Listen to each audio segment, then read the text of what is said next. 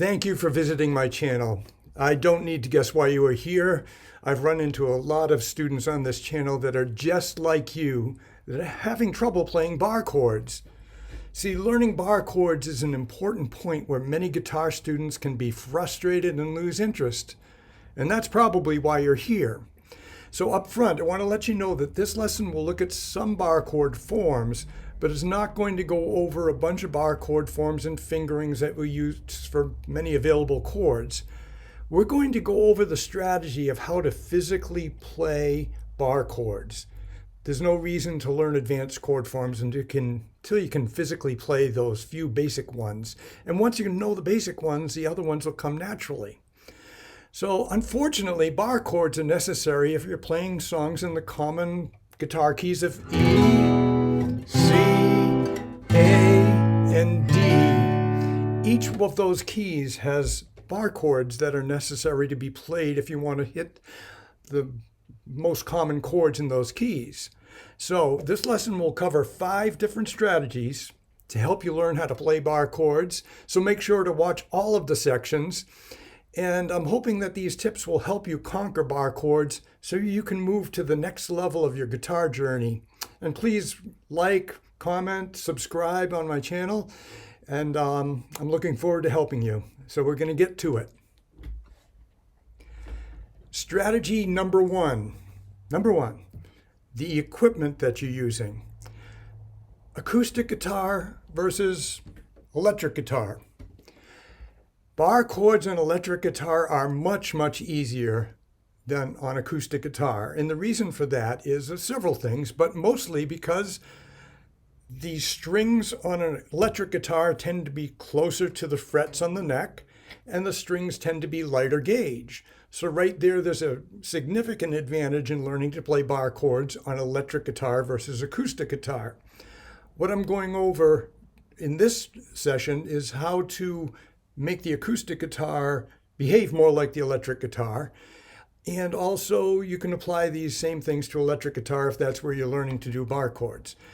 Okay, so first of all, to make your acoustic guitar a little more friendly for bar chords and more like an electric guitar, there are several things you can do.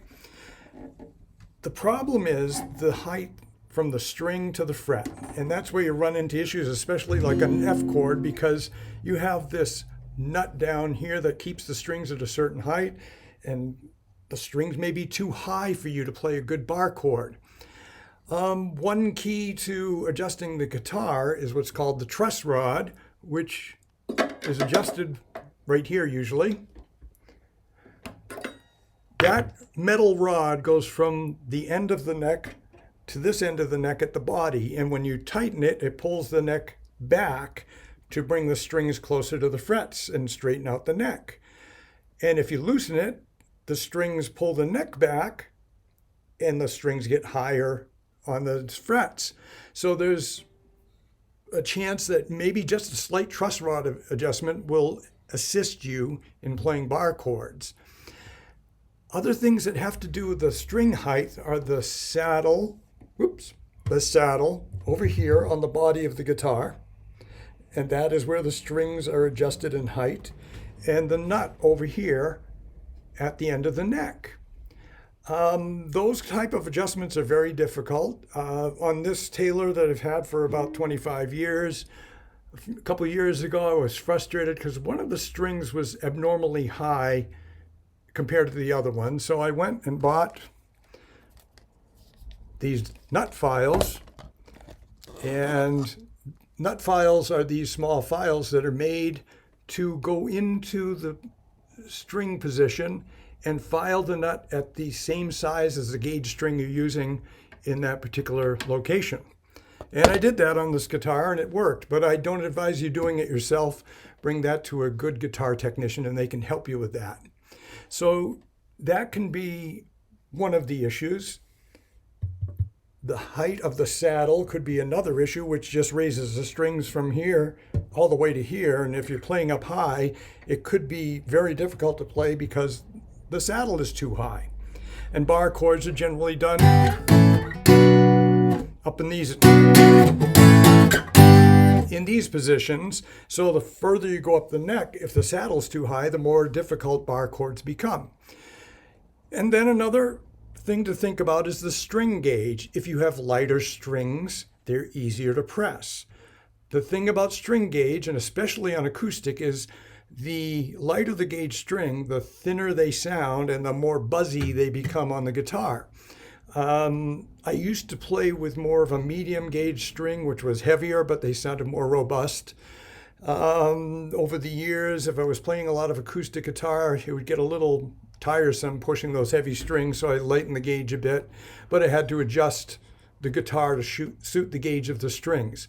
So strategy number one is your guitar may need some adjusting to make it so you can play bar chords more comfortably, but that's not necessarily the only problem. There may be other things involved in it, but let's go on to the next strategy, number two. Okay, strategy number two. I'm going to discuss something about this item. That is a capo. If you're a beginner guitar player and you want to advance to be an intermediate guitar player or an advanced guitar player, what I suggest you do, the strategy for using a capo is to put it in the trash because it will not advance your playing. Later on, when you know the standard guitar forms and bar chords, you may need it for special situations where you have to play songs in flat keys like E flat, D flat, G flat, A flat, that are just too much work, especially on acoustic guitar. But if you're a beginner player, this is your enemy. It's not going to help you. But to learn bar chords, it will help you. Here's an example. This is a thickness gauge. It has several little bands on it. And these, they use them to adjust spark plug gaps and things like that. Well, I guess an auto mechanic can treat a guitar. What I'm going to do, and I'll bring this closer, is measure the E string, that one, on the 3rd fret, and it comes out at, probably a little over 0.7 millimeters at the 3rd fret, the E string, the high E. Now I'm going to put the capo on the 2nd fret and try to measure that string height. And right here, I can't get the 0.8 millimeter thickness into that space. As a matter of fact, it seems to be less than this one, which is 0.15 millimeters. So I'm saving about 0.7 millimeters on that fret by having that capo there. That's another reason why people like capos. The idea is now you can play what is a typical F form right here with ease because you only have to press down 1/10 of a millimeter instead of 0.8 of a millimeter. So that is a way to make it more comfortable to learn bar chords. What I would suggest is you don't just stick to that fret, but you move up a bit where the strings are still lower because the fret is lowering the overall height of the strings in this area of the guitar. So I hope that one tip right there may be the secret to helping you learn how to get comfortable with playing bar chords. Strategy number 3, hand and arm placement. So the left hand is the fingering hand. It pushes down the strings on the frets. And when you do a bar chord, it's just an unusual position to have to push all those strings down at once. It's very uncomfortable, especially if you don't have strategy 1 and strategy 2 under your belt. So let's look at how we can exert more force on the first finger so it can push down all those strings at the same time. So that's the finger that does most of the bars. Now, one thing about the finger is the fleshy side here is a bit softer than the edge of it here. So some people find that a little angle to it may help. I know personally, I find myself adding my second finger onto it from time to time. to play that bar chord without it's not really a chord, it's just a third fret bar, fifth fret bar. So you have to first try to... Now, if you're not using the capo technique, if you're on frets 3, 4, 5, that's kind of the friendliest area. The F chord is the least friendly area, so coming up here is going to be a more friendly place to start. And you need to start where you can succeed. You don't want to start where you're going to fail at first. So getting that bar finger is very important. Now, a couple other issues with that is the placement of your thumb. You can't have the thumb too high on the neck or your fingers can't reach all those strings to play the bar chords. Typically, people like the thumb flat on the back of the neck as possible and straight up. I tend to do it that way. It seems to work, but it may not work for you. You've got to find positions where you have the ability to exert the proper tension on the strings. My left arm elbow, right there. If I go out too far, I can still do the bar, but it's going to be tough to do the other fingers on it. So I typically keep the elbow fairly close to my body, but I pull back with my elbow. But on the reverse side, I have my right arm and I have my elbow up here holding the guitar. And watch this, I'm going to take my thumb out. I don't even need my thumb to get that bar to work. Maybe this is the missing key for you, but I'm pushing the body of the guitar back with my elbow and pulling it back with my finger. Back with my elbow, back with my finger, equalizing the tension, and then you get the bar to work. Hopefully that can help you at least exert enough pressure on the strings to hold down a bar. Now we're going to discuss how to practice bar chords. Well, there's two things you need to do. We just discovered how to make the bar, but now your other three fingers are going to do things they're not used to doing. So you have two things to work on: the strength of the hand to push the bar down with the first finger, and the fact that you're going to play all these chords with fingers 2, 3, and 4 instead of 1, 2, and 3. So what I suggest is play your E chord like this, but play it with fingers 2, 3, and 4. Then when you move it up and play the A chord with 2, 3, and 4. So the E chord with 2, 3, 4, the A chord with 2, 3, 4. Then when you play the bar chord, you have to play this is an A chord now with the E form, and the D chord with the 2, 3, 4.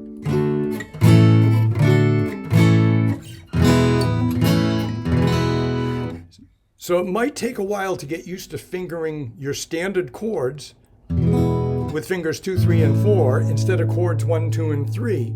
So work on that while you're learning to get the pressure for the bar.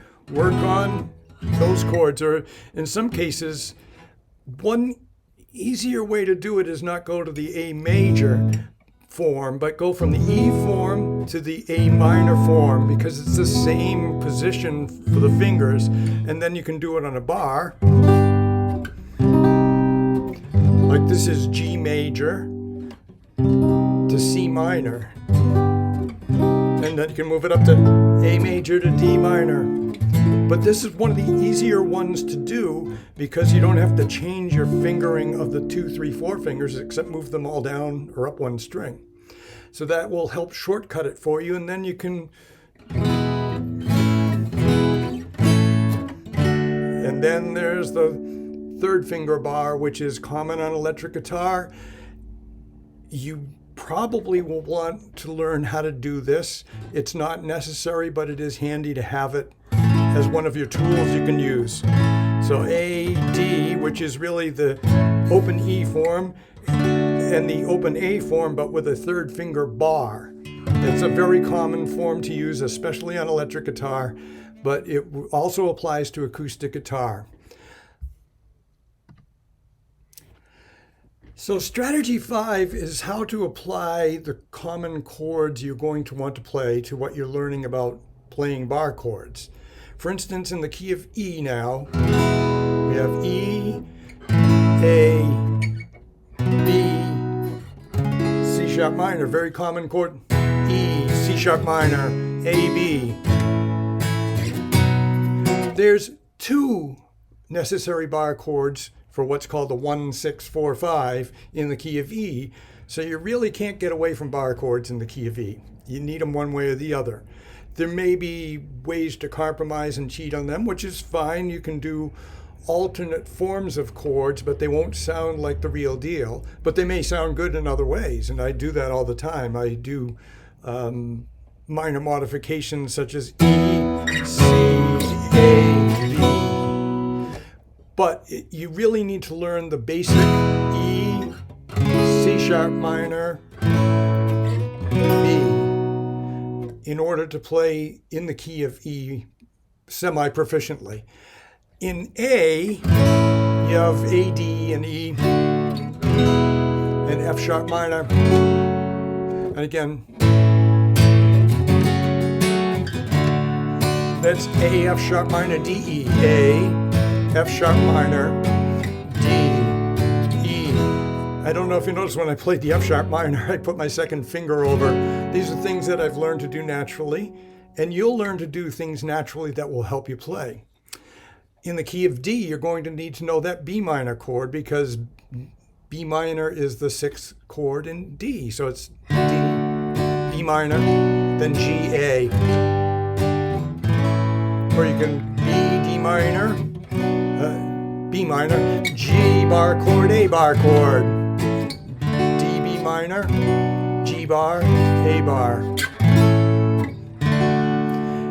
And then C has probably one of the more difficult bar chords, the F, because not only do you have to be on the 1st fret, but you have to do the low string and the top 2 and then fill in the gap with an E form up 1 fret. That's physically one of the toughest bar chord forms to do because of where it's located next to one of the higher points of strings on the guitar at the nut. That's where your strings may be a little higher, as we noted with the Capo adjustment that I showed earlier. But you got C, F, G.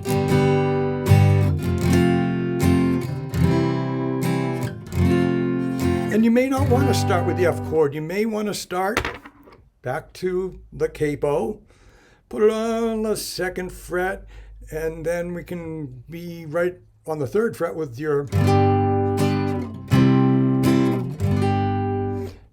and just do your bar chords right next to the Capo, which is the E form. Then go to the A minor form. This is going to be the simplest way to do it. E form, A minor form with the bar on the 3rd fret, Capo on the 2nd.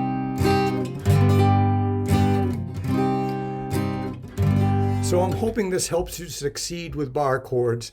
Again, you will need to learn to play bar chords, and particularly in the common guitar keys, and you'll get huge benefit out of learning these chords and the forms, and then you can start to do other forms like the C form in a bar chord and the C major 7th form, which is very common. But start with the easy ones first, and you'll be well off. It will take some time because when you practice, you need to practice every day. And even if you only have a few minutes a day to start learning these bar chords, do a little bit every day, because the physicality of it, it's like going to the gym. If you stop going to the gym for a month, it's going to be real hard to start up again. So make sure that you're doing the bar chords as much as you can, but don't overdo it so your hand gets too stiff. But once in a while, it gets like this and you have to shake your hand off. I hope this lesson has been helpful. And again, please like and subscribe. And I look forward to helping you in your guitar learning and your guitar journey. Thank you very much.